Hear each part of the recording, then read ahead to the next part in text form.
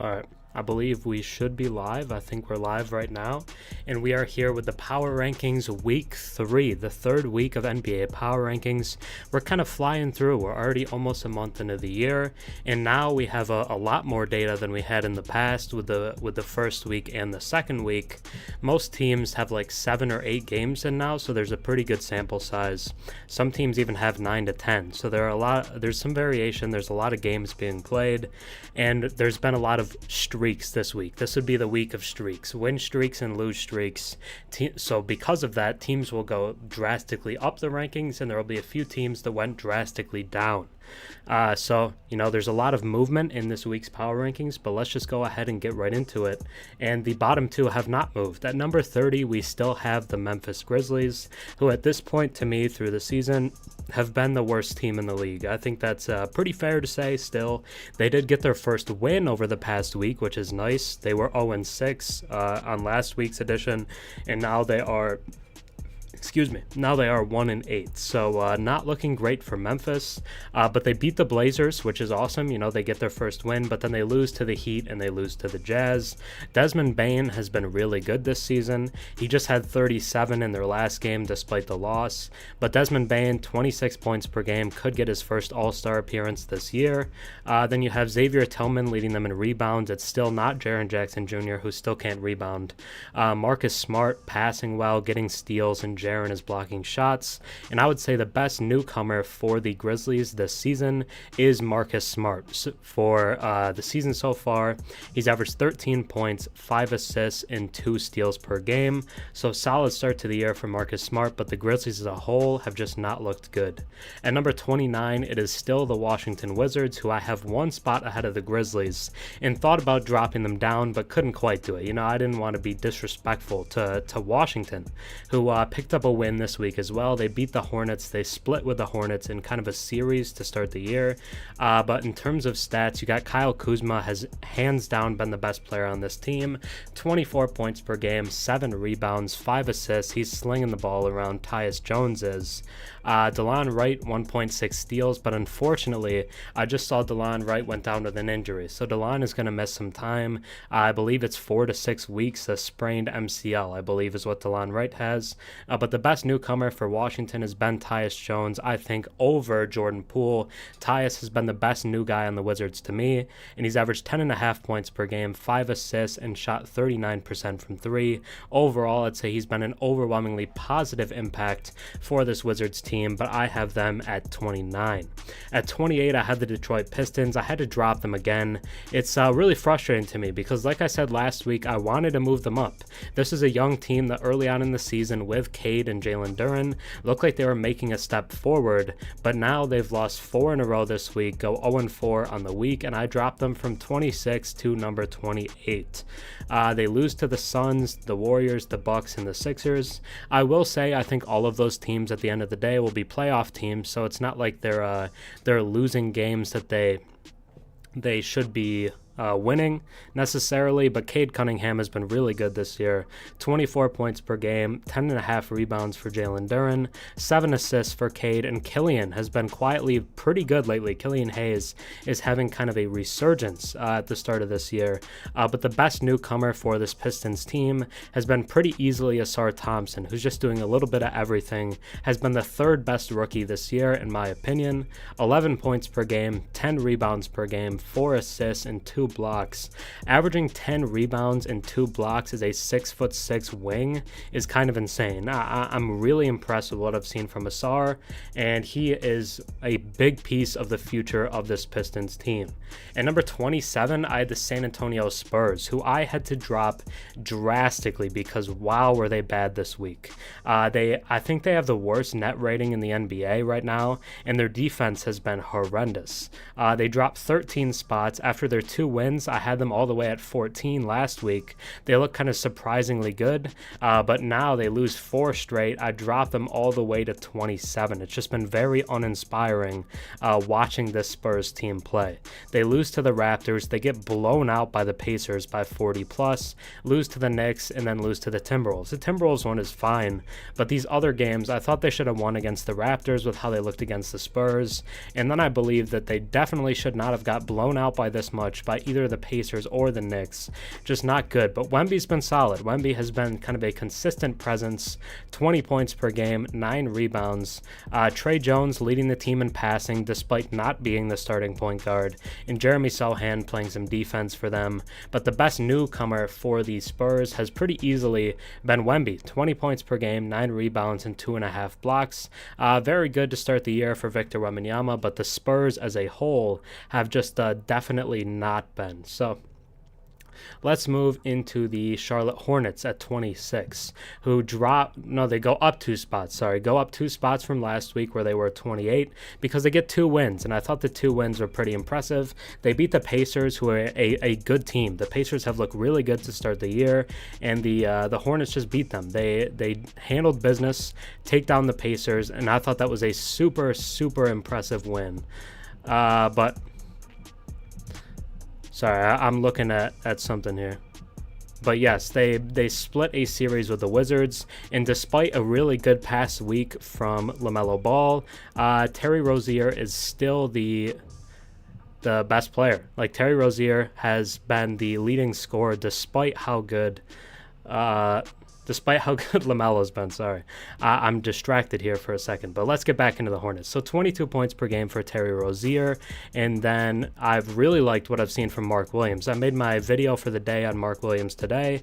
9.9 rebounds, so 10 rebounds per game on top of 15 points per game and a block. He's also shooting like over 70% from the field. Mark Williams has been really good. LaMelo Ball is still leading the team in passing with 8.6 assists per game. Gordon Hayward leading them in steals with nearly 2, and then Nick Richards doing a really good job off the bench as the backup center. And then the best new player for the Hornets, they don't really have any free agent additions, so by default it's kind of Brandon Miller, despite a past week which wasn't amazing for Miller, but 13 points per game and 4 rebounds has been the best new guy for this team.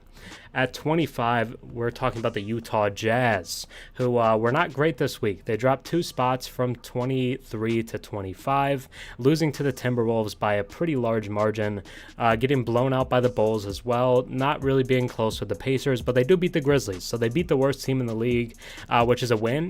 They get their win there to get their 3rd win of the season. But Lauri Markkanen has been great, 24% from 3. 24 points per game. I got mixed up. He's shooting over 40% from 3 on like 10 attempts a game. Lowry is shooting a ton of 3s, and he's hitting a lot of them, and he's averaging 9 rebounds per game as well. And then Talen Horton-Tucker, it's point THT time, 5 assists per game for this team. They're not really having anyone get steals. It's weird when your leading steals guy is a 7 foot power forward, but I mean, whatever. But their best newcomer has been John Collins, who has had kind of a bounce-back year after kind of declining in Atlanta over the years there. But John Collins, 15 points per game, 8 rebounds, 54% from the field, and 43% from 3. And he had that massive poster on Bismack Biyombo last night, which was really cool to see. So let's talk about the Bulls at 24, who move up 1 spot from 25 to 24. They're 3-6 on the season. I still think the Bulls are likely to blow it up at this year's deadline, but they lost to the Nuggets, a game you'd expect them to lose. They beat the Jazz pretty handily, and then they almost beat the Suns. So you could make an argument the Bulls should be higher, but with a 3-6 record, I think this is the right spot for Chicago. Led in scoring by Zach LaVine, Vooch is getting a lot of rebounds this year. He also has a 20-20 game. DeMar DeRozan is still the leading passer. They need a point guard. The lack of point guard in Chicago is the biggest problem, and maybe that could be on the hands of their best newcomer, which is Javon Carter. So maybe get Javon Carter some more minutes, some more opportunity, because in the limited sample size and shooting that we've seen, he's been really good. 8 points per game, 1 assist, but is shooting 50% from the field and 50% from 3 on nearly 4 attempts per game. So if I'm Chicago, I'm getting Javon in the game more, and I'm saying you can help us maybe win some more games. But The Bulls move up one spot. At 23, I have the Los Angeles Clippers, who are free falling.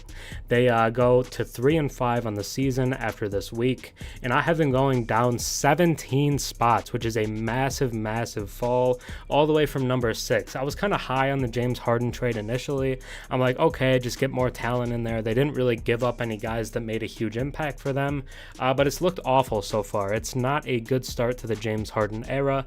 They are 0-3 in the Harden era, losing to the Knicks, to the Nets, and then getting blown out by Dallas.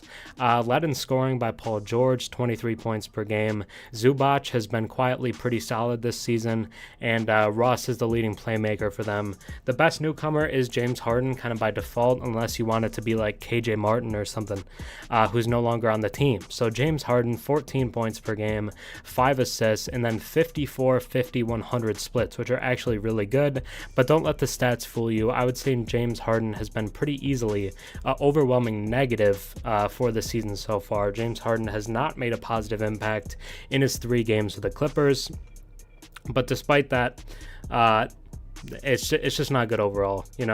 He's not playing well. The team isn't playing well. Kawhi had a decent game yesterday, but I dropped them 17 spots down to 23 because they have now lost 4 games in a row, and it just looks bad. They started the season 3-1 and looked really good, but now they're slipping. So I have the Trailblazers at 22. They're 3-5 on the season. They dropped 1 spot from where I had them last week, but this isn't necessarily a negative on Portland. I actually like how Portland has looked to start the year. This is more of teams behind them who have really picked it up that kind of flew past them.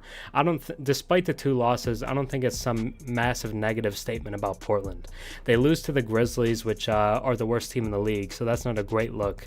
And then they lose to the Kings without De'Aaron Fox, but the Trailblazers are still without Anthony Simons, still without Scoot Henderson. They need their guys back. Robert Williams is now going to be out for the year, so injuries have kind of ravaged this Portland team. But, we'll see what it looks like for them moving forward. 23 points per game for Jeremy Grant, 13 rebounds for DeAndre Ayton, and 2 steals for him as well. He's been great to start the year. And then Malcolm Brogdon is kind of the lead point guard for this team. But the best new guy for them has been Ayton, averaging 11 points, 13 rebounds, 2 steals, and shooting 58% from the field. Through the early part of this trade, the kind of Ayton for Nurkic swap, it looks like Portland is definitely on top because Ayton has been fantastic to start the year. I've really loved what I've seen from him. He's not scoring a ton, but they're not really asking him to. He's just settling into his role and making a really strong positive impact. At number 21, I have the Cavs, who are a team that is kind of primed to move up as we go throughout the season. I think the Cavs will and should go up next week. I don't anticipate them staying at the 20s range. But right now they're 3-5. It's just not a good record, and they, as well as Portland, have dealt with a lot of injuries. They beat the Warriors this week when they had all their guys back, because this week in the 2 games, all 4 stars played both times. Mitchell, Garland, Mobley, and Allen all played in both games, and they beat the Warriors because of it, but still do lose to OKC. So they moved down 2 spots, but really you could make an argument they should have went up. But Donovan Mitchell, 31 points per game, 11 rebounds for Evan Mobley, and the best newcomer for this team, Max Strus, 14 points per game, 6 rebounds, and 3 assists. Then we move on to the New Orleans Pelicans, who take a big fall from last week, going from 8 all the way to 20 because of 4 straight losses for New Orleans. Not a good week in terms of winning. They go down to the Hawks in a game that wasn't really all that close. They lose to the Nuggets, to the Timberwolves, and then they kind of choke at the end of yesterday's game to lose to the Houston Rockets. But Jordan Hawkins has been a bright spot for them, but CJ McCollum out with the collapsed lung. It's really clear that they don't have a good enough facilitator to really be in these games without CJ. But Brandon Ingram, 23 points per game, 9 rebounds from Jonas Valanciunas, and then McCollum is the leading passer, but he's just not there right now. And Herb Jones making a really, really positive defensive impact. But Jordan Hawkins, 13 points per game, 4 rebounds, and 3 made threes per game. Hawkins has been one of the best rookies to start this season, and the Pelicans should be very pleased with what they're getting from Hawkins early on. At number 19, I have the Brooklyn Nets, who currently sit at 4-5, down 3 spots from last week where they were at 16. But Cam Thomas out with an injury for the next couple weeks. Ben Simmons is kind of on and off with the injury stuff, and they're still without Cam Johnson and Nick Claxton. So without all those guys, it feels hard to really say that they should be higher because they're not going to be as competitive without them. They lose 3 of 4 games this week, 2 to the Celtics, lose to the Bucks in a close one. They almost take down Milwaukee, and then they do beat the Harden Clippers. Cam played the first half of that game, but led in scoring by Cam Thomas, still 27 points per game, 11 rebounds and 7 assists for Ben Simmons, who's been really good to start this season. And their best newcomer easily has been Lonnie Walker, who they got on a minimum contract this offseason. Looks like an absolute steal. 17 points per game, 54% from the field, and 46% from 3.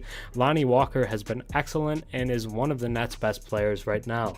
At number 18, I have the New York Knicks, who go undefeated this week, 2-0, to move to 4-4, back to 500 on the season, and I move them up 2 spots from 20 to 18.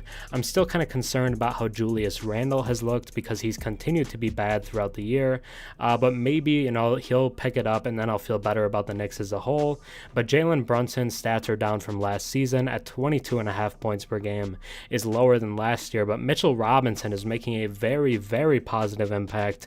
12 rebounds per game, 12.5 really, on top of 1.5 steals and a block. Mitchell Robinson has been great. This Knicks core is almost identical to what it was last season, but if you're looking for the best new guy on this team, I guess it has to be Dante DiVincenzo, who's averaging 7 points, 3 rebounds, and 1 steal. Not a huge impact, but has been a solid presence off the bench for New York.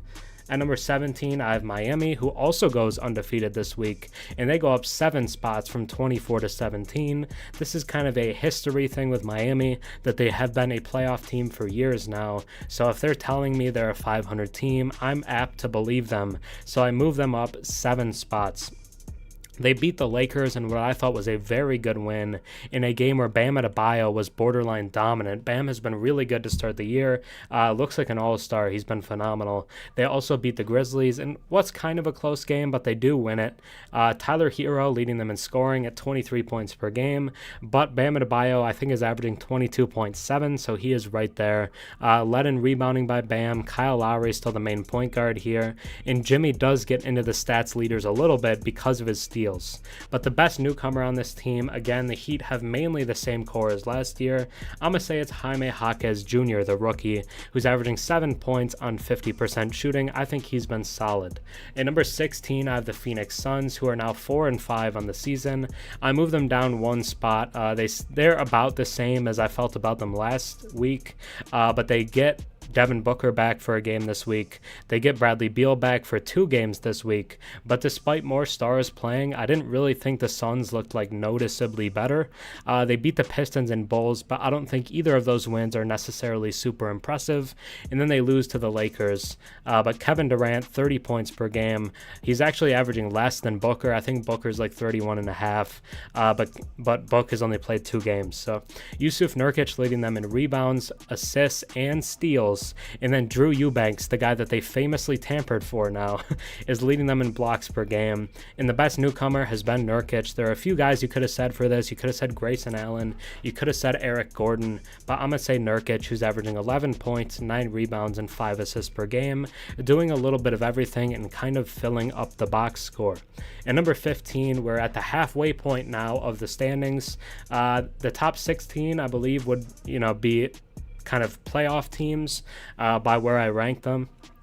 So the Raptors, to me, right now look like a playoff team, and I have them at 15 after they move back to 500. And most of this positive view of Toronto is kind of a result of how good Scotty Barnes has been, because he would be like first or second team All-NBA if the season ended today. Scotty Barnes has been phenomenal for Toronto.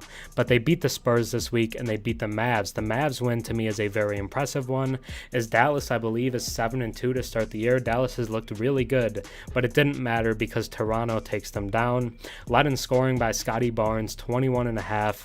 Over 10 rebounds, is also leading them in steals and blocks. Scotty has been one of the best defensive players in the league so far, as well as shooting like 40% from three and averaging, over 20 points a game. Scotty has been arguably the best two-way player to start the year. Anthony Davis might be in that convo. Joel Embiid might be in that convo. But Scotty Barnes has been phenomenal to start this season, and Dennis Schroeder leading them in passing at 8.4 assists per game. So the best new guy on this Raptors team is easily Dennis Schroeder, who's doing a really good job at replacing the Fred VanVleet role, and it doesn't really feel like they're missing a beat. I'm not like watching this Raptors team and thinking to myself, oh no, they're so much worse without Fred VanVleet, because Schroeder's been really good. 17 points per game, 8 assists and 3 rebounds.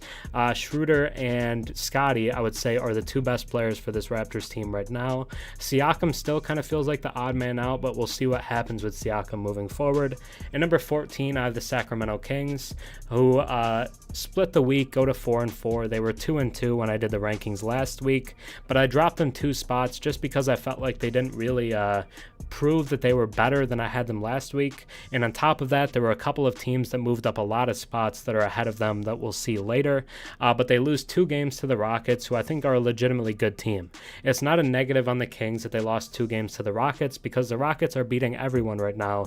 But they beat the Blazers, and then they get this really good win against the Thunder. I think this Thunder win is a statement win because the Kings defense in this game was good, but this was an ugly game. Both teams were missing shots horribly.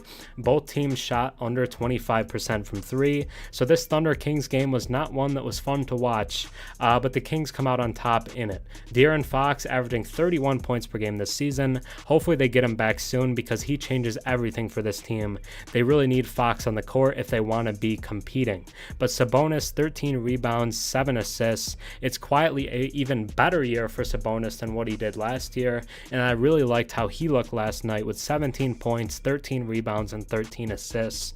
But the best newcomer on a team that's mostly the same as it was last year is JaVale McGee. He was only averaging like 13 minutes a game, but he's coming in and contributing 8 points, 3 rebounds, and shooting 64% from the field.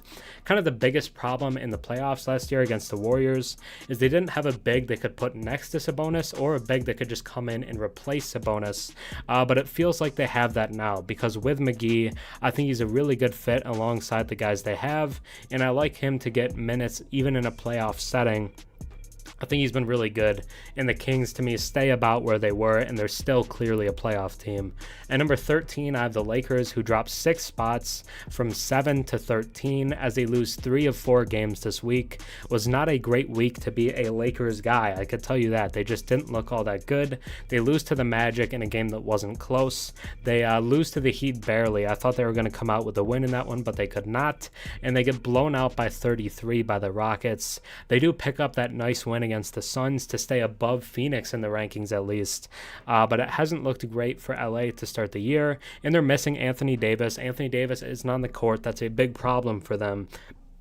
But they should still be better. Like, you shouldn't be getting blown out by 33 by Houston, despite how good Houston may be. It just wasn't a great week for the Lakers, but LeBron looks just as good as last year, if not even better. 25 points per game, 12 rebounds and 3 blocks for Anthony Davis, who's been great. And then the best new guy would either be Christian Wood or Cam Reddish, but because of the defense that Wood is playing, I decided to put him as their best new player. 7 points per game, 7 rebounds, and playing good defense. And number 12, I have the Milwaukee Bucks, who move up 1 spot as they now have a 5-3 record after a 2-1 week last week. They beat the Nets by 4. They beat the Pistons by 2. Neither of those wins, I would say, are super high quality wins. And then they lose to the Pacers, a game where they were up 10 in the 4th quarter. But despite that, I think the Bucks have kind of proved that they're kind of mellowing out a little bit. It's not as bad as it was over the first couple weeks, where I was actually relatively concerned about Milwaukee. I feel less concerned about them right now than I did before. before. Giannis looks great again, 28 points and 9 rebounds. Dame has been the leading playmaker for this team. And then the best newcomer, I would say, is easily Damian Lillard, who's averaging 24 points per game, 5 assists, and 1 steal. Then we have OKC at number 11, who remains in the same spot that I had them in last week. Doesn't move up or down. I think 11 is a fair spot for what OKC has done so far. That win against the Hawks, I think, is a really good win, as is the Cavs win. But that Kings loss, like I said earlier, was just so incredibly ugly that I couldn't move them up despite the 2 really good wins. That loss against the Kings felt like kind of negated them and kind of got rid of the value of the 2 wins. But Shea is leading them in scoring, as he did last year, 29 points per game. And then Chet has been really good with 8 rebounds and 2 blocks. And then you could say the best newcomer is Cason Wallace, I guess, who's been super efficient in terms of his efficiency. But Chet Holmgren, to me, is still the best new guy on this Thunder team. 16 points per game, 8 rebounds and 2 blocks on really good efficiency. Is the leader for Rookie of the Year right now, in my opinion. At number 10, I have the Orlando Magic, who stay in a top 10 spot. I leave them at number 10 because despite losing 2 out of 3, I still like how they look. They beat the Lakers in what was relatively like a blowout. They lose to the Mavs. You know, the Mavs have been good to start the year, and then they lose by 1 point to Atlanta. It was a very close game. I don't want to punish them too harshly for that loss against the Hawks in Mexico City, so I'm going to say it about evens out, and they stay here at number 10. They've been a super balanced team offensively. Paolo Banchero at 18, but they have like 6 guys between like 12 and 18 points. There's a lot of balance for this Orlando offense, and I think it's really helping them to kind of not fall into offensive lulls like we've seen from them in the past. And then defensively, they're one of the best teams in the league. Jalen Suggs is a menace defensively this year. The effort is there all the time, over 2 steals per game. And then Jonathan Isaac, the minister of defense, averaging over a block per game. And then Anthony Black has been really good in the minutes he's gotten, is averaging 7 points per game, shooting 70% from the field. A rookie guard shooting 70% is actually ridiculous. That is insane. And he's shooting 56% from 3. I think if they can find a way to do it, the Magic might have to just start Anthony Black because he's looked so good to start the year. He's such a positive presence that you're better off if he's starting and out there. And he's a really, really smart offensive engine and a playmaker because he's always finding open guys, getting guys easy looks. Even if he's not getting assists, he's getting like hockey assists where the next pass is an assist. And I've loved everything I've seen from Anthony Black to start the year, and the Magic stay as a top 10 team to me.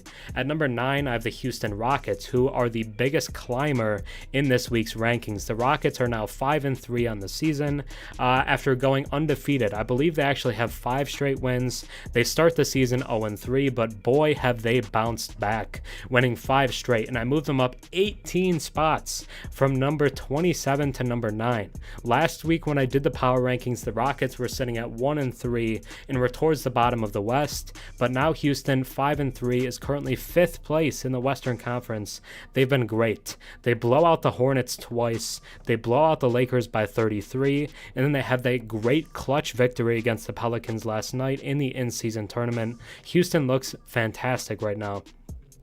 Led in scoring by Jalen Green at over 20 a game, Alperen Sengun, the best rebounder on this team, and then Fred VanVleet looking like a better passer than we've seen from him in the past at 8.4 assists per game. But don't let these leaders fool you, because Alperen Sengun is just off the leader for both points and assists as well. Sengun is breaking out and is hands down the best player on this team and would be an all-star if the all-stars were voted today. But the best newcomer on this team, this is kind of a flip for me. You could go Dylan Brooks, who's been one of the best defenders in the league so far and is just clamping everyone on top of being really efficient, but I went with Fred VanVleet because of the passing and because of that clutch shot he hit last night. Honestly, that kind of convinced me a little bit.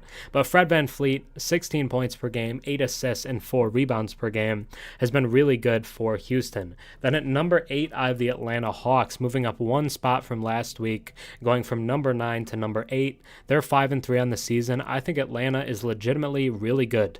They beat the Pelicans handily this week. They lose to the Thunder, which I said earlier was a great win for OKC, and then they beat the Magic in Mexico City in what I believe is a matchup between two future playoff teams this season.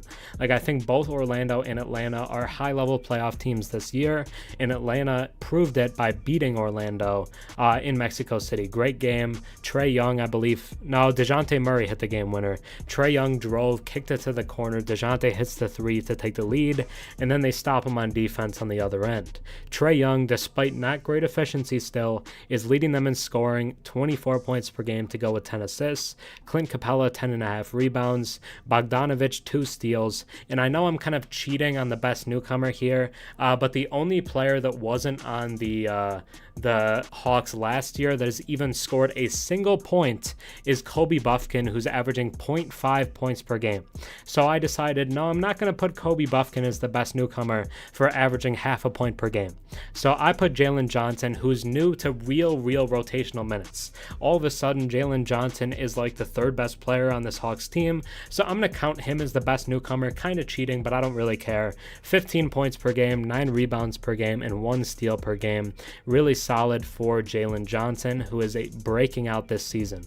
Then I have the Pacers at number 7, moving up 10 spots. Big move for Indiana as well, who is 6-3 on the season. I was kind of harsh to them last week after they let the Celtics put up 155 points on them in regulation. They lose by 51 to the Celtics last week, but then they respond by putting up 152 and beating the Spurs by 41 this week. So I say, okay, we'll forget the last one. We'll say that's fine. They lose to the Hornets by 1. They could have been really high if they had won that game, because all of a sudden they're 7-2, and I might have had to say, oh wow, this Pacers team is a top 5 team in the league, but they lose to the Hornets, so because of that, I leave them at 7. But right now, due to offensive rating, the Indiana Pacers have the best offense in NBA history. They've been phenomenal. Tyrese Halliburton looks awesome as he does.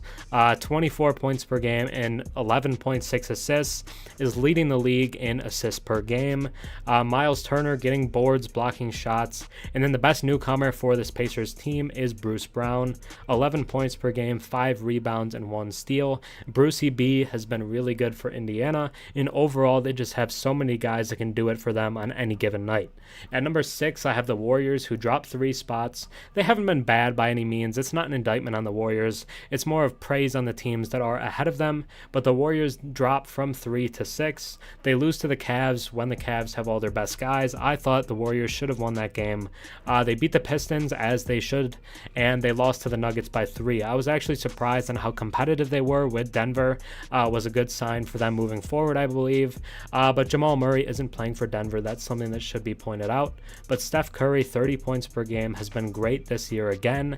9 rebounds for Looney, actually less than what I would expect from Looney, who's a great rebounder, and 7.3 assists per game for Chris Paul, who has just been phenomenal at leading the second unit. The best newcomer for this Warriors team, I think, is hands down Chris Paul. Maybe if you're just looking at points, you could say, oh, Dario Saric is right there, but Dario Saric looks as good as he does because of Chris Paul. So really, Dario Saric just boosts Chris Paul's case even more. 9 points per game, 7 assists, and 1.5 steals. Been a really solid impact on both ends of the floor, and I really like the Chris Paul fit with the Warriors early on. At number 5, I have the Dallas Mavericks, who have started a blazing 7-2 for the season, and should have beat the Raptors. They really should be 8-1, but they're 7-2, so they moved down 1 spot from number 4 to number 5, but still, they've been great. They beat the Hornets, they beat the Magic pretty easily. I think that Magic win is actually really impressive. They lose to the Raptors, and they bounce back by blowing out the James Harden Clippers. Luka Doncic is having a fantastic season. 33 points per game, 9 rebounds, 8.5 assists, and Kyrie playing some defense, 1.5 steals per game. But the best newcomer for this team is Grant Williams. 13 points per game, 4 rebounds, and shooting 52% from 3. Has been really efficient and doesn't take other people's shots, just takes his shots when he gets them and does it at a good clip. I've been impressed with Grant Williams so far, and the Mavs have a really good depth now. They have nice kind of auxiliary pieces around their stars. Derek Lively could also be in the convo for best newcomer. At number 4, I have the Boston Celtics, dropping 3 spots from last week, where I had the Celtics at number 1, but after they go 500 on the week, I dropped them to 4. They're still really good. They're going to beat a lot of teams, but I think some of their weaknesses were exposed by the Timberwolves and the Sixers, who both take them down this week. But Jason Tatum's been great to start the year, 28 points per game, 10 rebounds. Drew Holiday passing the ball, doing a little bit of everything, and Derek White has been good for them as well, but Derek White missed a couple games this week due to the birth of his second child. But the best newcomer for the Celtics has easily been Kristaps Porzingis, 19 points per game, 6 rebounds per game, and 1.5 blocks. Is blocking shots, is hitting threes, is scoring, is rolling to the rim. KP looks like a perfect fit for the Celtics team, and they're still a top 5 team in the league, but for this week, I have them at number 4. Then we look at number 3, where I have the Minnesota Timberwolves. What a jump from Minnesota going up from 18 to number 3 with a undefeated week after beating the Nuggets last week as well. So they took down 2 undefeated teams in the Celtics and the Nuggets. The Timberwolves look like a giant slayer right now and move up a lot of spots. They blow out the Jazz, they handle the Celtics, they blow out the Pelicans, and they handle their business against the Spurs. This is the best defensive team in the league right now. They have the best rim protector, the best interior defender in Rudy Gobert, and they have the best perimeter defender in Jaden McDaniels, on top of another elite perimeter defender in Anthony Edwards. This team is just so good defensively. They clamp everybody, and they've been super fun to watch. 28 points per game for Anthony Edwards, which is truly a breakout season for him, will be firmly trying to put his name in the MVP race. They're also getting 13 rebounds from Rudy Gobert, who looks like prime Rudy once again. This is arguably the best we've seen Rudy Gobert to this point in Minnesota. I think it's easily the best he's been in Minnesota, and he looks like his defensive player of the year self again. And once again, I'm going to cheat kind of on their best new player, because the Timberwolves rotation is pretty much exactly the same as it was last year, except for like Shake Milton. But they got Mike Conley at the deadline last year, so I'm going to cheat and use Conley. But 11 points per game, 4.5 assists, and a 7.2 assist to turnover ratio. There was a point a couple games ago where it was like 30-1, but it has dropped a little bit. But Mike Conley still has been very impressive. At number 2, I have the Denver Nuggets, who are 8-1 on the season. They've been great.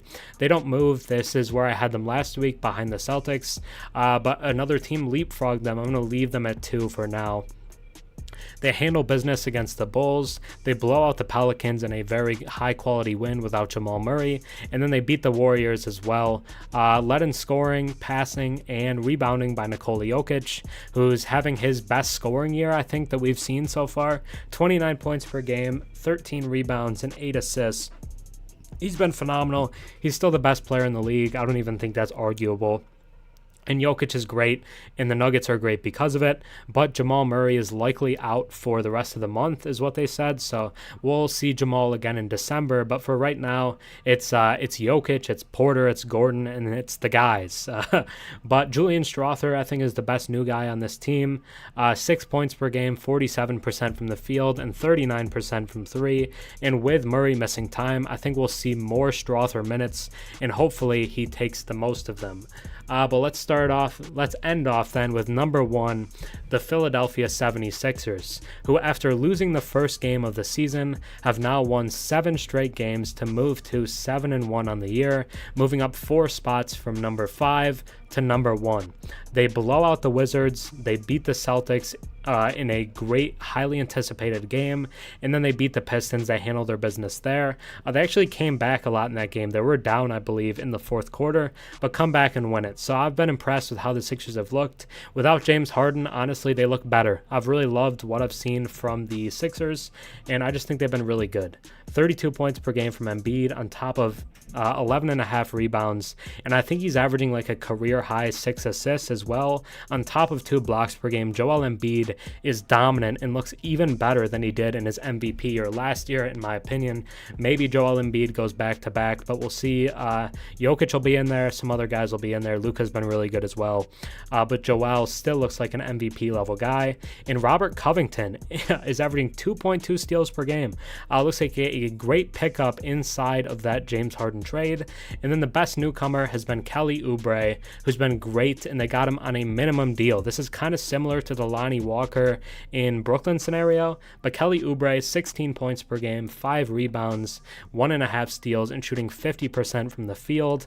The biggest knock on him is that people said he could not be a positive player that impacted winning, but it clearly looks like that's not true because he's like the third or fourth best player on this Sixers team, and they've been great, and he's been really good. So I've loved what I've seen from Kelly Oubre, and is really proving that he is a winning player, and he's not just an empty stats guy. But the Sixers finish at number 1. That'll be it for me today. This is the end of the power rankings for week number 3. Think about subscribing. I'm on the road to 12,000 subscribers, but that's it for me. So enjoy your Saturday night of NBA basketball, which is about to start in about 20 minutes. So hopefully you enjoyed the power rankings week 3. Thanks for watching. That's going to be it for me. Have a good one, guys. See ya.